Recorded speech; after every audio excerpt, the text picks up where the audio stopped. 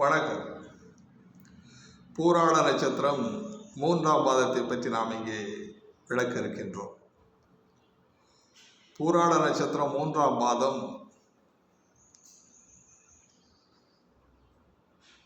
கன்னி அம்சத்திலே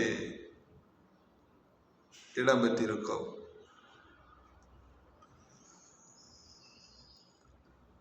மூன்றாம் பாதம் என்பது துலா அம்சத்திலே இடம்பெற்றிருக்கும்.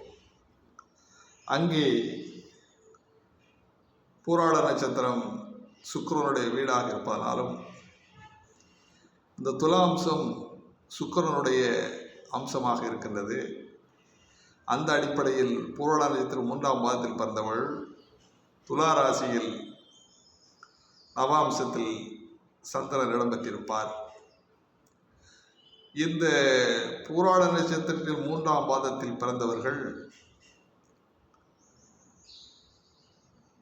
சிறுவயதில் தாயை இழப்பவர்களாகவும் குஷ்டரோக வியாதி போன்ற நோய்களுடனும் செல்வந்தர்களாகவும் பிடிக்காத குணங்களுடனும் இருப்பார்கள்.